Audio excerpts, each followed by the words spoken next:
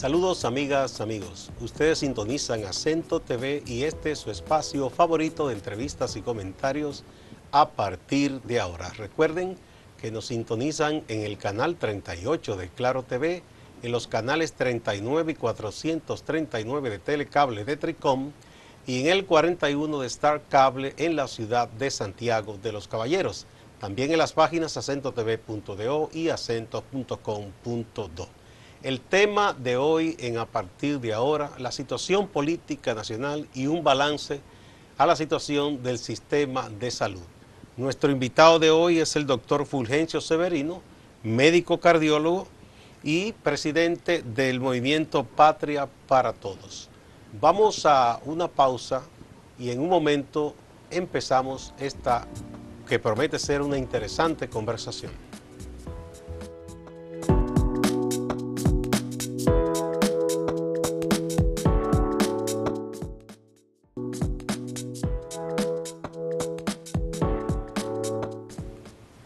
Muchas gracias por acompañarnos en A Partir de Ahora. Como anunciamos, nos visita hoy el doctor Fulgencio Severino. Bienvenido, doctor. Gracias, Gustavo. ¿Cómo te vas? Bien. Bueno, vamos a echarle una ojeada a lo que está ocurriendo en la República Dominicana. Hace meses atrás, muchos analistas del asunto político, muchos cientistas sociales decían que había una especie de inercia en la sociedad dominicana, una desmovilización, decían algunos. O sea, la gente no estaba protestando como se supone que debería hacerlo. Había una gran dispersión también en los grupos sociales que debían tener algún interés en reclamar cosas a las autoridades del gobierno. Sin embargo, a partir del 22 de enero de este año, con la primera gran marcha verde, las cosas tomaron otro cauce y se ve una sociedad que, por lo menos en un asunto importante que es el combate a la corrupción y el cese de la impunidad, se ve una sociedad empoderada y una diversidad de grupos y organizaciones que han confluido en ese reclamo. Pero también hay un quehacer político pendiente y me gustaría que usted me dé una lectura al panorama político. Bueno, primero agradecerte la invitación y segundo, a mí me gusta analizar los fenómenos y la situación desde la perspectiva de las clases sociales. A mí no me gusta ni desde la perspectiva de los partidos políticos, porque los partidos políticos casi siempre responden a intereses de clases, ni de las organizaciones sociales en sí. Yo siempre me gusta ver el fenómeno de cuál conciencia tiene un sector determinado que está actuando, porque en política lo fundamental es si lo que está ocurriendo camina hacia un proceso de transformación, de solución de los grandes problemas, o es simple y llanamente una reacción. Nosotros en medicina, y de manera muy particular en mi carrera, en mi profesión, que es cardiología, usamos mucho el concepto de disparador. Si el corazón regularmente late a un ritmo constante, no se cambia y no se para, pero con ciertas situaciones y condiciones aparecen los disparadores, y una frecuencia del corazón que normalmente tú la tienes entre 60 y 100, de momento se te para, se te dispara a 200 latidos por minutos. En el campo social ocurre lo mismo. O sea, nosotros sabemos que vivimos en una sociedad capitalista, que la sociedad capitalista por sí misma tiene un conjunto de externalidades negativas que de una u otra manera los países desarrollados han logrado intentar compensar con políticas públicas, como son, por ejemplo, el tema de la seguridad social, garantizarle pensiones a las personas. En muchos países hay el seguro del desempleo, o sea que la gente pierde el empleo y de pronto tiene una compensación hasta que consiga otro trabajo. Tenemos la garantía del servicio de salud, es decir, todo el mundo tiene acceso a medicamentos, en las enfermedades no se te acaba el dinero, y así, y inclusive existen las denominadas focalizaciones de política pública. Por ejemplo, tú te miras en Estados Unidos, que diríamos que es el centro de la sociedad capitalista desigual, y tú te encuentras el Medicaid. Tú llegas a viejo a Estados Unidos, ya hoy los latinos acceden menos a esta política, pero todos los norteamericanos, aunque no hayan cotizado, nunca tienen garantizado una pensión. ¿Por qué? Porque la sociedad capitalista se ha demostrado que no garantiza totalmente que todo el mundo tenga empleo. Tú vas a agarrar cualquier sociedad y tú tienes un % de la población que no trabaja. Bueno, los economistas dicen que en una economía industrializada, así como la norteamericana, la japonesa, cuando la tasa de desempleo está entre 5 y... menos de 5 y 3, dicen que hay pleno empleo. Pleno empleo, porque se da por seguro que hay un porcentaje que no estará. Que no está trabajando. Entonces, ¿de qué viven ese 3 a 5%? Entonces, como es rotativo, o sea, no es fijo, que ese 3 a 5 siempre está desempleado, entonces esas sociedades buscan políticas públicas. De ahí es que aparece el seguro de desempleo en la mayoría de esas sociedades. Bien, entonces, en el caso de República Dominicana, nosotros somos una sociedad donde esas externalidades negativas, para que la gente me pueda entender, esos efectos negativos de la sociedad capitalista como tal, que no son propios nuestros, aquí son más fuertes porque una sociedad capitalista subdesarrollada, es decir, no hay industrialización, la generación de empleo es muy débil en relación al crecimiento de la población, y por eso el mejor ejemplo es que nosotros tenemos 6.7, 7 millones, 7.8 millones en edad de trabajar. Sin embargo, los que están formalmente trabajando son 2.3 millones de personas. El resto o tiene que salir a la calle a generar actividades propias, informal. El empleo informal, que es la mayoría, porque algunos tienen empresas, o simple y llanamente tienen que vivir de los otros. Nosotros tenemos una sociedad con más de 700,000 personas desempleadas. Tenemos una sociedad donde hay 1 millón de personas que ya no es contabilizada, o sea, no está dentro de ese desempleo, porque el desempleo aquí nada más se mide a partir de hasta los 65 años.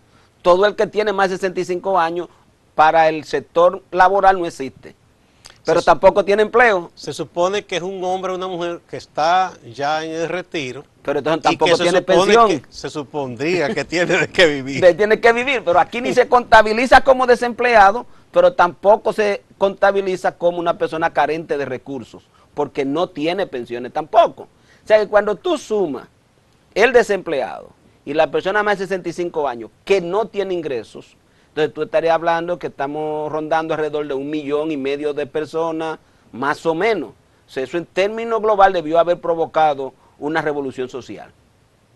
Eso nada más. Decir que tú tienes 1.5 millones de personas adultos que no tienen ingresos de ningún tipo y que está viviendo del que trabaja, quiere decir que está pidiendo. O sea, porque no hay política pública que garanticen que esa persona tiene ingreso económico. Usted dijo algo, eso nada más habría bastado para producir una revolución social. No la produjo, entonces eso conecta con lo que yo le dije al principio, que muchos analistas venían diciendo que estábamos viviendo una etapa de inercia, de prácticamente indiferencia de un segmento grande de la sociedad y hasta de desmovilización. Sí, estamos de acuerdo, por eso empecé diciendo que la situación está marcada por un disparador. Ese disparador no es ni siquiera la corrupción, porque tú recuerdas que cuando entró el presidente Medina en su primer gobierno, hicimos concentración en el Parque Independencia. Había otra expectativa, porque se pensaba en ese momento que el presidente Medina de verdad iba a tratar de enmendar errores. Él dijo corregir lo que no está bien. Y entonces se heredó un déficit muy profundo del pasado gobierno. Hubo muchos escándalos de corrupción también en el pasado gobierno y se pensaba que él iba a actuar sobre eso. Todos fueron tapados, sí. Todos fueron archivados, otros ni siquiera le dieron arquisencia a nivel de los tribunales. Es decir, aunque empezamos un movimiento anticorrupción al inicio en el 2013, o diríamos finales del 12 y comienzo del 2013, concentraciones frente a la Suprema, concentración en el Parque Independencia, eso se quedó aquí. ¿Cuál fue el detonante en este momento para empezar la movilización? Y yo digo que el mayor movimiento social que se ha creado en República Dominicana en los años que yo tengo de vida ha sido el movimiento anti-Odebrecht, que yo digo que anti-Odebrecht, porque el caso está muy concentrado, está muy focalizado en Odebrecht. ¿Por qué se da ese detonante? Bueno, ellos lo admiten, ya el gobierno no puede ocultarlo, y eso genera una indignación colectiva. Claro, una indignación colectiva ¿en quién? Genera una indignación colectiva en la clase media. O sea, en principio. Bueno, yo sigo diciendo que todavía sigue siendo en clase media. Todavía. Ya hay mucha gente ahí, doctor. No, todavía. Todavía es una clase media que se mueve. Por eso es que no lo pueden parar. Porque no depende de quién dé dinero. El 80% de la gente va sola. Es decir, cuando nosotros que estamos, yo lo puedo decir que somos parte de la organización desde una perspectiva de ciudadanos, porque en algo hemos coincidido todos que los partidos políticos no pueden dar visos ni hacerse visibles. Y yo te puedo decir que la cantidad de gente que se moviliza en vehículos no es capaz de llevar la cantidad de gente que va. Yo te lo digo. ¿Por qué? Porque tú sumas las guaguas que van, tú te sumas que un sitio te lleva, vamos a suponer, Moca te lleva 20 minibuses. Bien, 30, ponle 30, San Francisco de Macorís 30, Santiago 30, porque son 2 o 3, las ciudades que están haciendo mayores movilizaciones son las ciudades más grandes. Cuando tú sumas, vamos a suponer 100 minibuses, 200 minibuses de a 30 o 40, esos son 3 gente para la que va. Es que cuando uno llega, oye, yo me he encontrado con gente del propio partido nuestro, que va sin nosotros decirle. O sea, cuando mandamos un video, dice, yo estaba ahí. Es decir, es un movimiento de gente que tiene capacidad de movilización. Esa es la preocupación del gobierno. Porque el gobierno sabe que pueden decir lo que ellos quieran y el movimiento se va a parar cuando las expectativas bajen. No ni cuando alguien diga que hay o no hay dinero, porque el dinero en esta condición no ha sido necesario. O sea, la gente inclusive en la guagua, es la primera vez que tuve en la guagua la gente dándole 200 pesos de que para ir a la marcha. No, y yo he visto que alguien llega y dice, a alguien le falta dinero, 200, 300, así mire, es, tenga. Así Uno o es. dos que aporta por 10. Así es, y gente que te dice, en medio de las dificultades, mira, aquí están los 200 míos. Es decir, que este es el mayor movimiento. Ahora, es un movimiento que avanza hacia la transformación, y quiero armar mucho el tema de la situación, porque está matizada. Porque República Dominicana es una sociedad con una alta crisis social y económica. Es decir, nosotros es una sociedad, como estábamos analizando el tema del desempleo y el de los ingresos, es una sociedad donde hay una gran cantidad de personas que no tienen ningún ingreso, una gran cantidad de personas que sus niveles de ingresos no les permite mínimamente satisfacer sus necesidades. Pero cuando tú dices que más, en el caso nosotros hemos analizado bien los ingresos de la persona vía el Banco Central, 70% de todo el que trabaja tiene menos de 12,000 pesos mensuales. Del sector privado, 60% del que trabaja en el gobierno tiene ingresos de menos de 10,000 pesos. O sea, que no le da para satisfacer, no necesidades mínimas, porque aquí los economistas y desde la perspectiva del Banco Mundial y el gobierno tienen cálculos que a ninguno de nosotros nos caben en la cabeza. O sea, aquí no es verdad que en la capital alguien puede vivir en una casa independiente con 10,000 pesos. Pero ellos calculan y dicen que cuando hay más de uno en una familia que gana de 10,000 a 13,000 o 12,000, que ya ese salió de la miseria. Sí, pero es que tú calculas, por ejemplo. Esa es la explicación sí, pero que si tú calculas que 2 millones de personas, pone los 4,5 millones de personas que tienen ingresos económicos en República Dominicana. Vamos a calcular que hay una media de esos 4,5 millones de 3 personas por hogar. Vamos a suponer. Y decimos que el 70% de esas personas tienen ingresos de menos de 12,000 pesos, quiere decir que la cápita, como se le llama, los ingresos por persona son de menos de 4,000 pesos al mes. Y con menos de 4,000 pesos al mes, estamos hablando de 80 pesos, 80 dólares, vamos a hablar de 120 pesos diarios. Mira, aquí no hay posibilidades, ni para pagar transporte, que esa gente tiene que cubrir con transporte. con ese ingreso la gente tiene que desayunar. Y no es verdad que eso le da hoy en día. En República Dominicana eso no alcanza. Ahora, ¿por qué eso no provoca una reacción? ¿Por qué? O sea, ¿qué es lo que hace falta? Que las personas empiecen a cuestionar de forma importante ese modelo económico y social que caracteriza a la sociedad dominicana de hoy. Yo pienso que la sociedad... No, pongamos un punto ahí, doctor, en por qué no ha surgido una reacción, porque tenemos que ir a una pausa. Cuando retornemos, vamos a desarrollar la respuesta a esa pregunta que usted mismo ha hecho.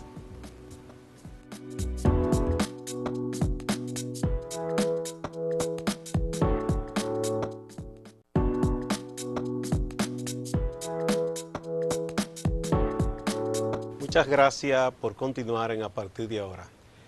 Tenemos al doctor Fulgencio Severino como invitado. Estamos hablando sobre la situación política en República Dominicana. Antes que fuéramos a la pausa, usted mismo se hizo la siguiente pregunta.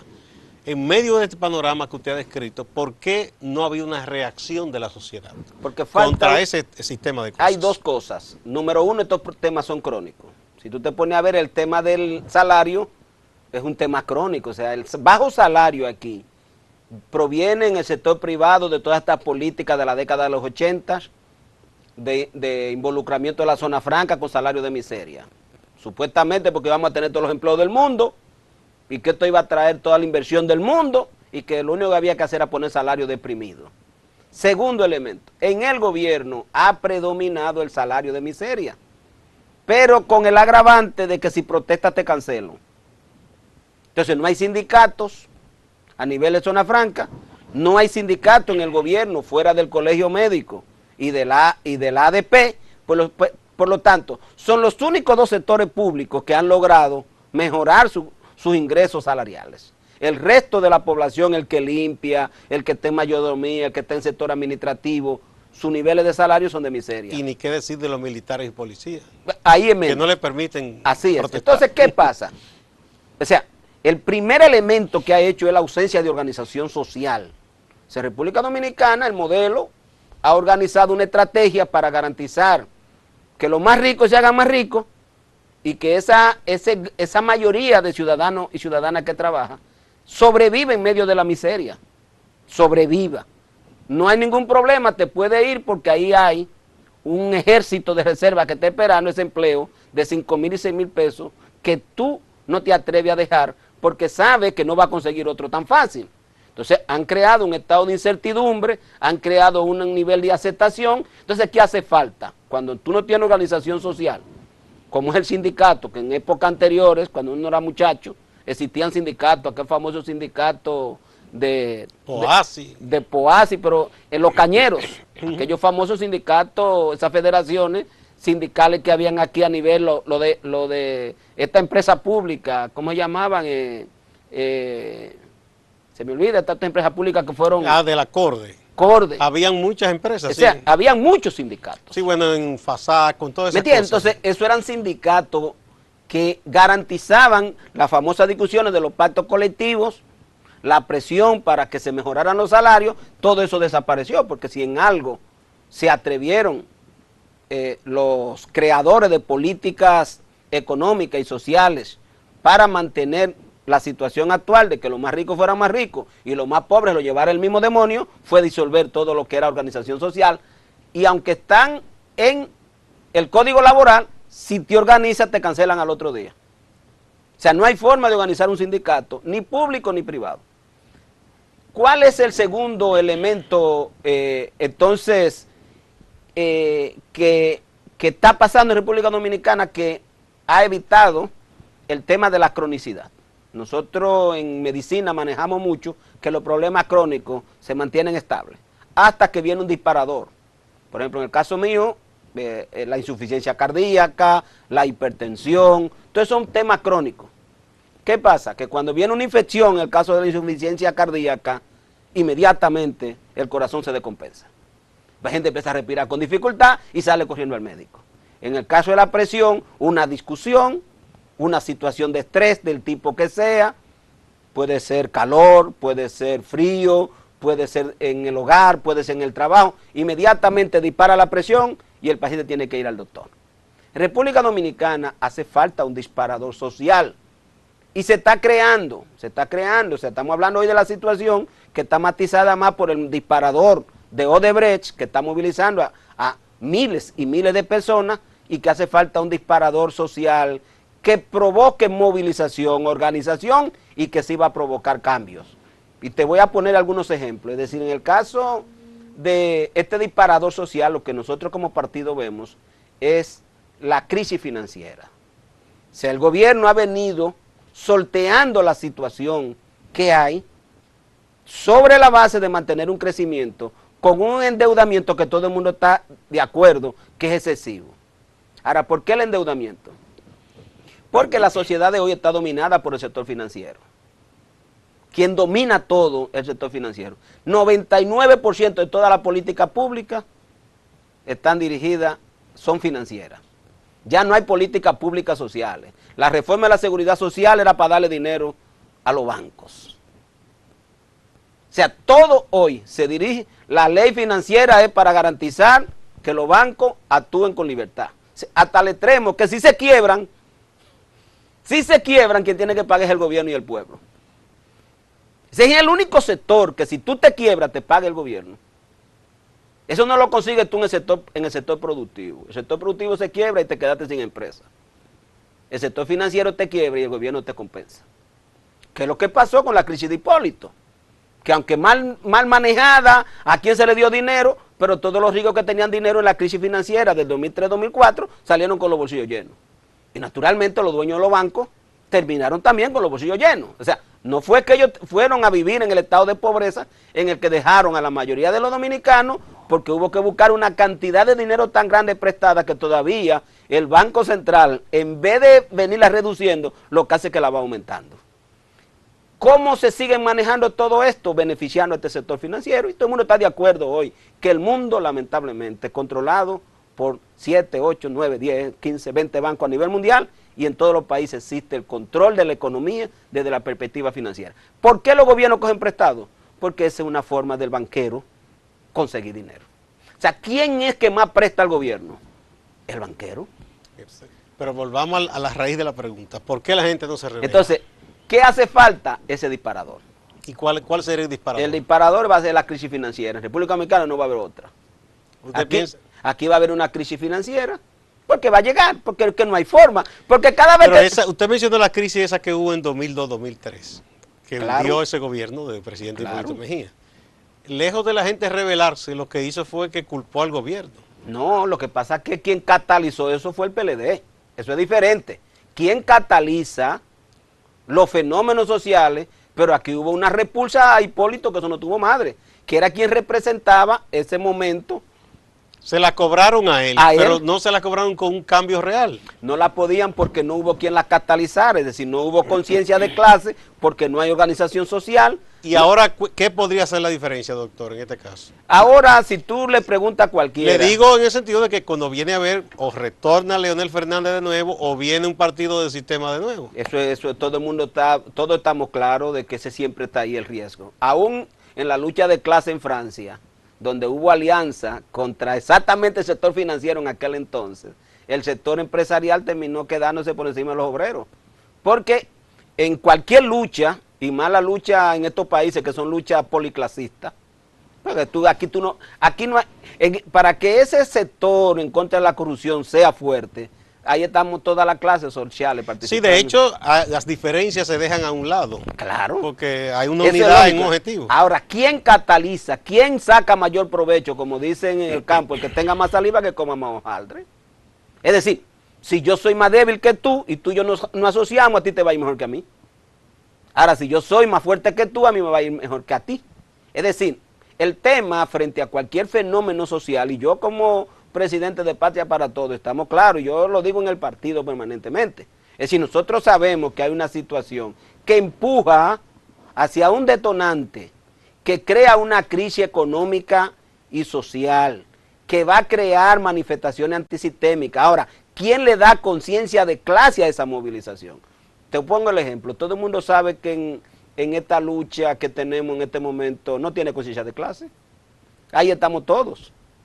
Ahí no se discute en lo absoluto si la corrupción es propia de la clase dominante, o si ahí lo que se discute es que la corrupción es propia del PLD. No hay gente de izquierda, de ¿Me derecha, entiendes? Entonces, ¿qué te quiero señalar con eso? Que como no hay conciencia de clase en la lucha, va a sacar mayores beneficios a aquel que esté en mejores condiciones, incluyendo sectores del propio PLD, que le interese desacreditar a Danilo desde la perspectiva de la lucha interna de ellos, el PRM, los grupos que somos de izquierda, o sea, quien le va a ir mejor es aquel que esté en mejores condiciones. Pero hay una situación interesante en estos momentos, doctor.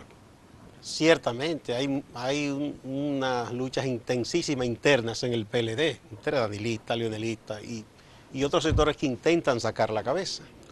Uno de ellos ya no podrá, porque lo embarraron en este asunto de Odebrecht, que es Temístocles Montaz, que era uno de los presidenciables y que tenía un proyecto propio. Está eso, pero ¿qué pasa? Que el mismo sector de Leonel Fernández también tiene figuras importantes que están en el expediente, que están acusadas.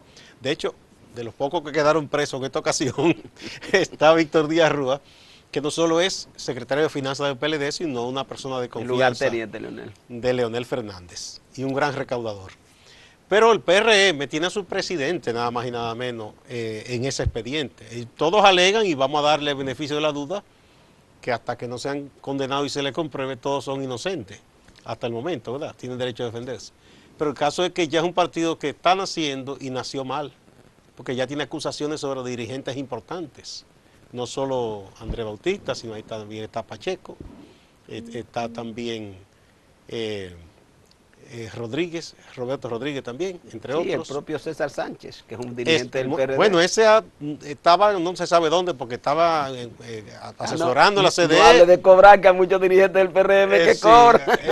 No, yo no digo exactamente por eso, sino que estaba en una situación, porque tú tienes derecho a trabajar en el Estado. Pero que te digo que hay gente, hay muchos asesores en esos mecanismos. Bueno, eso sí, si tiene cargo de importancia, porque empleado cualquiera puede ser, y no es ningún pecado. Que hay asesores de todo tipo. Sí. Entonces lo que digo es que en esas circunstancias pienso que por lo menos hay una brecha para que una propuesta nueva pueda calar en la gente, que no pueda ser señalada en nada de esto.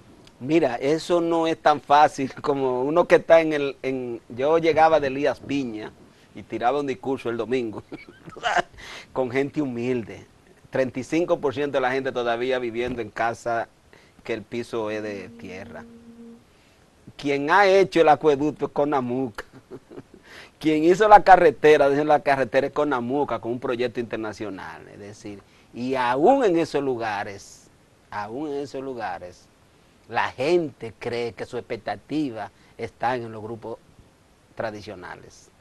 O sea, hasta que un pueblo no tiene conciencia de clase, identifica que los partidos representan a clases sociales, hasta que eso no se produce, y lamentablemente te tengo que reiterar, eso nada más lleva a esa conciencia de clase, la lleva la educación, y este es un pueblo con muchos niveles de no educación, la organización social, y aquí hay poca organización social orientada desde el punto de vista de la conciencia de clase, o sea, ¿por qué yo estoy mal? O sea, ¿quién es responsable? Un porcentaje alto dice que está mal por Dios, que Dios hizo a la gente pobre y a otros ricos. Hay que desempolvar un poco a Marx, que decía de la conciencia en sí para sí. Así es. La gente tiene conciencia en sí, sabe que no está bien, ahora no tiene para sí como no clase. Sabe, entonces no, y lo que busca es resolver su problema individual. Y momentáneo. Sí, no, por ejemplo, dicen yo me tengo que acercar al PLD porque es posible que esta gente siga en el poder y me salga un chequecito. Ahí me dan una tarjeta solidaridad. Sí. Si piensa que van a ganar el PRM, se acerca al Severino es bueno porque Severino es médico. A mí me lo dicen a cada rato. Y me puede resolver un problema. Me puede resolver un problema de salud. No por lo que Severino piensa, no por el compromiso desde el punto de vista social que tiene Severino o cualquier otro dirigente de izquierda, sino porque Severino puede ser parte de ese deseo que tiene la gente de resolver temas inmediatos. Entonces, lo que te quiero señalar, que no dudes que un corrupto no condenado sea presidente. Oye lo que te estoy diciendo, no dudes. Por eso tú ves que todo esto, ponemos un ejemplo de Félix Bautista. Aquí hacen una encuesta, que ¿cuántos dominicanos creen que Félix Bautista no es corrupto? Yo creo que no saca un 10%, sin embargo, Félix Bautista fue reelecto senador. Sí, pero es una circunstancia muy especial. Oye, porque es un partido que tiene casi el monopolio de varios escenarios y fue tan tal que él mismo no se atrevió a proclamarse cuando asumió la candidatura de nuevo, ni lo proclamó el presidente del partido, ni el candidato presidencial, que es el presidente Medina. Sí, pero en la propia provincia del presidente Medina no lo presentaron porque tenía un poco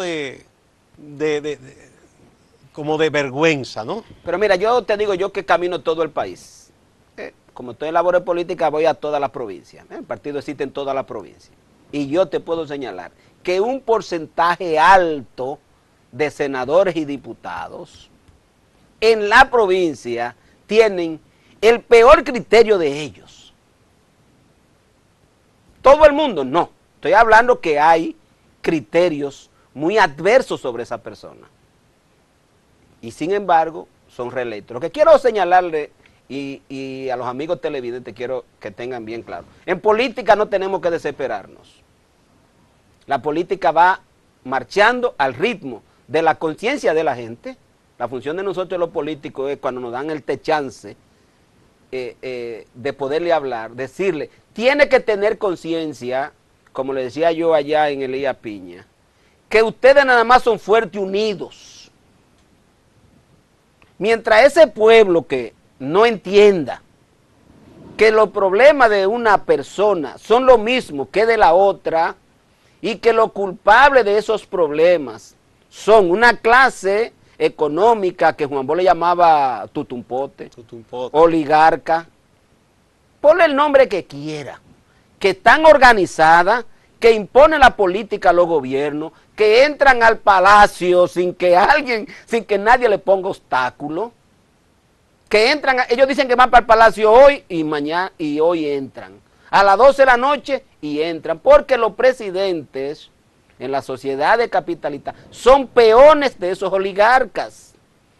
Los diputados y senadores son peones de esos oligarcas y tienen que responder obligatoriamente a ellos. Entonces, hasta que esa población no entienda que ellos tienen que ir a gobernar, no Gustavo, no Fulgencio, nosotros somos personas que en un momento determinado asumimos la defensa de los intereses de esos grupos excluidos. Pero hasta que esos grupos excluidos no tengan conciencia ellos. En sí para sí. De que ellos unidos son una fuerza. Y que son tan fuertes que se dejan manipular. Cualquier presidente sabe, o cualquier político sabe que sin esa gente no gana. Es decir, aunque quienes toman las decisiones son los grupos de poder económico, tienen que convencer a esa gente que vote por ellos. De ahí la publicidad, de ahí el dinero en la calle, etcétera, etcétera. Entonces, ¿para qué esos políticos y esos grupos dominantes usan a la gente? Bueno, ya está muy conocido que lo usan como se usan los pavos en Navidad. Para esa población humilde, excluida, solamente tiene trascendencia para ello en temas de elecciones. Entonces, creo, y con esto te concluyo, de que la función de nosotros, la única en los años que nos queden de vida, es hacerle ver a la persona que tiene que tener conciencia de grupos, que unidos es que ellos son fuertes, que deben sentarse a discutir sus problemas y demandar que la política pública sea por la solución de esos problemas colectivos que afectan a cada uno de ellos, hagan un proyecto de sociedad, se unan alrededor de ese proyecto de sociedad y que el presidente es o la presidenta es lo que menos importa. O sea, lo que importa es que el que gobierne empiece a gobernar para esa mayoría excluida, porque en República Dominicana, como dije al principio, la situación está matizada por políticas gubernamentales que van a mejorar, que están orientadas a enriquecer a los que son más ricos. Entonces yo, de esa perspectiva, creo que el tema de Marcha Verde es un buen momento, está como tú señalabas, ha logrado movilizar, pero tiene un tema que no es un movimiento de clase, no es un movimiento que cuestiona las estructuras, ni siquiera política. Bien, vamos a poner un puntito. Cuando retornemos, vamos a hablar qué puede ocurrir con este movimiento que ha sobrepasado las expectativas que tenía el propio gobierno, que pensaba que se iba a diluir, y quizá muchos de los que participan del movimiento que no se hicieron grandes esperanzas. Vamos a una pausa.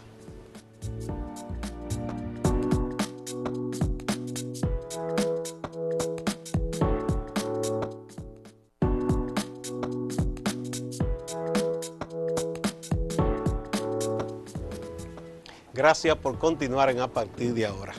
Bueno, doctor, bien, entonces usted ha dado una explicación bastante amplia de la situación y de por qué la gran mayoría, que es la parte más sufrida de la sociedad, todavía no se ha decidido a luchar para cambiar el estado de cosas. Hace falta mucha educación, mucha conciencia, mucha organización, mucha unidad, porque eso sí, los sectores poderosos sí que se unen. Solo hay que tocar, cuando tocan a uno, todos reaccionan de una vez. Eso no pasa lamentablemente en los sectores desposeídos. Bueno, pero independientemente de eso, el movimiento verde continúa. ¿En qué puede terminar este movimiento? Vamos a ensayar algunos escenarios. Me gustaría su punto de vista. Escenario número 1 es que empiece a debilitarse. Ese es el escenario número 1. El gobierno está aportando eso hace mucho. Bueno, te digo, o sea, es el escenario número 1 que empiece a debilitarse. Que la gente se vaya cansando. Porque es un movimiento muy puntual. Y la propia acción judicial ante un movimiento que no tiene conciencia de profundizar desde el punto de vista, porque tú oyes todos los discursos son conservadores. Es decir, el discurso es solo la movilización. En lucha de clase eso no existe. Pero he visto algo interesante, doctor. Además del el tema cortina que une a todo el mundo, ¿no? Que es cese de la impunidad, lucha contra la corrupción. En diversas provincias se han apropiado de temas locales y los han incluido. Por ejemplo, vimos en Asua, una provincia que tiene mucha miseria y que tiene una larga historia de lucha campesina, que quien fue el orador fue un dirigente campesino y hizo puntualizaciones sobre temas que afectan a los productores del campo. En el caso de San Pedro de Macorís, con todo este saqueo de las tierras del CEA, que hasta una desgracia que le costó la vida a 2 distinguidos comunicadores de San Pedro, y así sucesivamente. Incluso hicieron denuncias y mencionaron personeros locales que ellos entienden que son culpables de esa situación. Es decir, el movimiento es verdad que sigue con el gran tema de fondo, pero al mismo tiempo ha ido incorporando otras reivindicaciones, aquí en los barrios, por ejemplo, lo que pasó con Sabana Perdida y todo esto de titulación. Y los 3 brazos. Pero, exactamente. Pero yo creo que nosotros tenemos que ser realistas. El movimiento Marcha Verde es un movimiento muy puntual, que se hacen esfuerzos por incluirle otras demandas, pero sigue siendo un movimiento anticorrupción y anti-Odebrecht. Es muy puntual. Entonces, de una u otra manera, ¿qué va a pasar? El gobierno, ya hoy tenemos, la mayoría de los que fueron apresados están libres. Ya libres. Sí, pero eso es un... Sí, pero están libres. Sí. No hay más acusados. A pesar de que todos sabemos... El procurador corrigió, porque al principio se atrevió a decir que el caso estaba cerrado y que ya eran todos, pero después dijo no, la investigación sigue abierta. Sí, pero no voy a investigar nada, porque, y voy a tomarte acá lo mal, las clases no se suicidan. Si ese procurador representa y repone a los intereses de esa clase dominantes, y tú el que está preso ahí, representa esa clase dominante, ellos no se van a suicidar. Solo la presión social hizo ese intento, porque eso fue un intento. Tú viste todos los pronunciamientos de los propios jueces. ¿Qué dijeron los propios jueces? Ese expediente no condena a nadie. No, pero eso antes de que los jueces lo dijeran, muchos que habíamos leído lo que se mandó, uno dice, esto está hecho, parece, claro, de manera deliberada para que se caiga. Claro, porque son paños para tratar de contener. Es que la burguesía en su conjunto es corrupta. Bueno, pues no hemos tenido bancos que se han quebrado, porque se lo han robado. Es decir, en República Dominicana hay que entender que la naturaleza del sistema es la corrupción. La naturaleza, porque tú lo dominas, la acumulación, el deseo de la gente por la opulencia y por la riqueza, lleva al médico a hacerlo mal hecho, al ingeniero a hacerlo mal hecho, a ustedes los periodistas a hacerlo mal hecho, y al político funcional lo lleva a robar, y al sector empresarial lo lleva, mira, a vender cosas en sobreprecio, a vender mercancía que esté pasada, vencida. Porque que eso es una... Óyeme, el deseo de la gente por acumular fortuna lo pone ciego. Para ellos el ser humano no existe. Para ellos lo único que existe es tener villa. Y tú y yo hemos aprendido que nunca hemos tenido nada, pero que hoy tenemos más que lo que teníamos cuando éramos... ¿Entiendes? Hemos aprendido que las necesidades son infinitas. Esas personas que hacen del deseo de tener dinero su Dios, no se cansan, no se sacian. Entonces, eso lo lleva, mira, a vender drogas. Y oye, ¿y cuál es la fuente más número uno aquí de acumular? La banca de apuestas. Aquí hay más bancas de apuestas que empresas. No hay más que escuela y más que todo eso. ¿Tú me entiendes? Eso es una desgracia social. ¿Tú me entiendes? Es decir, este es un país que se fundamenta en actividades que desde el punto de vista ético y moral son cuestionadas en el mundo entero. La banca de apuestas, loterías diarias, vendiéndole falsa expectativa a la gente con la complicidad del gobierno de que se van a hacer ricos jugando 10 pesos, 20 pesos, cuando todo el mundo sabe que lo que van a perderlo. Porque de cada 100 pesos que se juegan, 5, 6, 7, hasta 16 es lo que distribuyen, el resto termina... No es que las posibilidades, es cierto, hay muchos que logran obtener eso, pero eso es entonces muy difícil. Entonces yo lo que creo es, estimado Gustavo, que el movimiento es muy puntual. Claro, ¿de qué va a servir? Va a servir porque la principal experiencia es que la unidad de sectores, porque acá hay sectores que están luchando. El sector productivo, los lecheros, los productores de leche, aquí hay un sector productivo y ahí vienen los productores de arroz, de habichuela, de todos esos productores se van a ir con la política de tratado de libre comercio. Y eso va a generar grandes movilizaciones, eso va a generar grandes confrontaciones de tipo sistémica. Entonces, eso va a provocar, porque yo veo el discurso, tú ves el discurso aún de Circe, que es una mujer con la que yo tuve mucha contradicción en el consejo, ¿entiendes? Pero ese sector industrial, el propio Moya, que si dije o después no dije, y el sector de Herrera, tú lo ves permanentemente con pronunciamiento, porque son víctimas de estas políticas que solo favorecen al sector financiero. ¿Entiendes? Es decir, en la medida que no hay recursos, en la medida que el gobierno aumenta los déficits, tiene que poner impuestos más a la producción nacional, tiene que ponerle más impuestos al consumo, y mientras más impuestos tiene el consumo, menos capacidad tiene el sector productivo para tener beneficios, hacer nuevas inversiones, hacer crecer el sector productivo y, en definitiva, generar más empleo. Y ellos se afectan porque se restringe el consumo. Claro, demanda. Por eso te digo. Entonces, porque el consumidor se ve restringido. Por eso te digo, entonces yo lo que creo es que aquí se está creando un espacio y la mayor experiencia de Marcha Verde, yo creo que ha sido la unidad como mecanismo para movilizar y lograr propósitos. Segundo, compartir con gente que tenemos diferentes conciencias de clase, pero que nos unimos alrededor, que tenemos intereses diferentes desde el punto de vista de nuestra visión de la sociedad.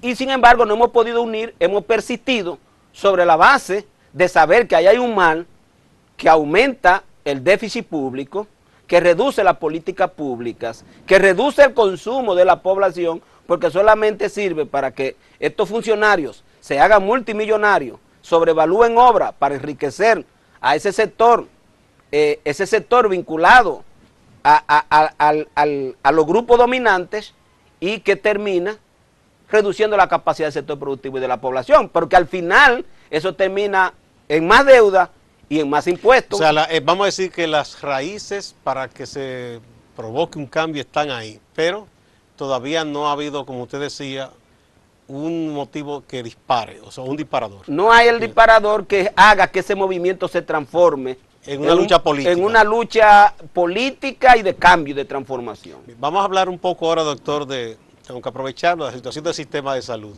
En los últimos meses hemos visto que los médicos organizados han estado haciendo una serie de reclamos. La parte del Estado ha dicho que ha ido cumpliendo con ustedes. Hay contradicciones por denuncias puntuales de la situación de algunos hospitales y que el Ministerio de Salud ha dicho que no es tan así, que no es tan grave la cosa. Y hubo recientemente una palabra un poco dura de la señora ministra, la doctora Altagracia Guzmán Marcelino, que dijo que los médicos lo que tienen que ponerse a trabajar. ¿Cómo es la cosa? Es que Bueno, ustedes no trabajan. Lo primero es que no hay sistema de salud aquí. Usted es muy radical con eso. Que no Sistema hay, no hay. no existe, porque un sistema, desde el punto de vista médico, es un conjunto de órganos que se complementan para lograr un propósito. Y eso no existe en República Dominicana. Existe. No, tú tienes sistema Pero respiratorio. hagamos ahora, vamos a hacer una disección por sistema médico. No está hablando el líder de Patria para Todos, es el doctor. El doctor. Que usted conoce bien el sistema de salud. Tú sabes que estoy muy vinculado. Aquí lo que hay es muchas estructuras sanitarias funcionando cada quien con objetivos particulares, donde los objetivos sanitarios no existen. Me explico. Tú tienes un sector que se llama seguridad social, que tiene muchos recursos, casi 40.000 millones todos los años, que aglutina 3.9 millones de personas, desde el punto de vista del régimen contributivo. Si le agrega el régimen subsidiado... Usted me está hablando ahí de todas las ARS y esas cosas. Sí, de todas esas. Ahí no predomina el interés de salud de la persona. Ahí no se puede articular nada. Ahí cada médico es una cosa independiente. Pero no me diga que no hay algunas políticas públicas. Por ejemplo, se supone, y de hecho muchas veces las autoridades hablan, que hay unas metas sobre la tasa, por ejemplo, de la mortalidad materno-infantil, todas las políticas para, por ejemplo, la vacunación. No, aquí no hay política, nada de eso. Olvídate de Pero eso, recientemente Gustavo. Vacunaron contra el papiloma. Gustavo, esas son acciones, eso no son políticas. Pero es son acciones. Es una visión. Lo que te quiero decir es que no responde a nada. Es una acción. La mayoría de las acciones en salud aquí responden a intereses extranjeros. Lo trae OPS, lo trae...